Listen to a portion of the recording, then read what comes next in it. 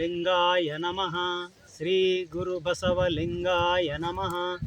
ಅಸಮ ಇಷ್ಟಲಿಂಗಕ್ಕೆ ಕೈವಶವಾಗಿರಲು ಭೂಮಿಯ ಮೇಲಣ ಕಲ್ಲು ಮಣ್ಣಿಗೆ ಶರಣಂದಡೆ ಬಸವಪ್ರಿಯ ಲಿಂಗದ ಚೇತನವು ಅಂದಂದೆ ತೊಲಗುವುದೆಂದ ಕಲಿದೇವಯ್ಯ.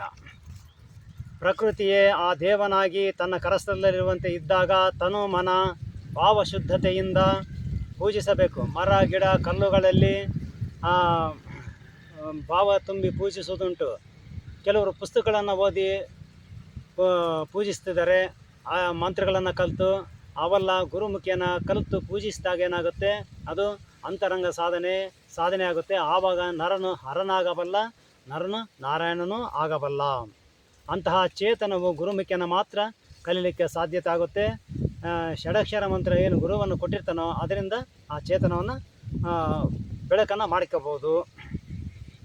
ಈಗ ಒಳ ಮೀಸಲಾತಿ ವಿಷಯಕ್ಕೆ ಬಂದರೆ ನಮ್ಮ ಸಮಾಜದ ಅಂತಹ ಮುಖಂಡರುಗಳು ಈಗ ಕೆಲಸ ಮಾಡ್ತಾ ಇದ್ದಾರೆ. ಪ್ರತಿಯೊಬ್ಬ ಸಮಾಜದವರು ಸಂಘಟಿತರಾಗಿ ಅಸಂಘಟಿತ ವಲಯದಲ್ಲಿರುವಂತಹ ನಾವು ಸಂಘಟಿತರಾಗಬೇಕು. ಎಷ್ಟು ಗಟ್ಟಿಯಾಗಿ ಮಾತನಾಡುತ್ತೇವೋ ಅಷ್ಟು ಗಟ್ಟಿಯಾಗಿ ಸಂಘಟನೆ ಆಗುತ್ತದೆ.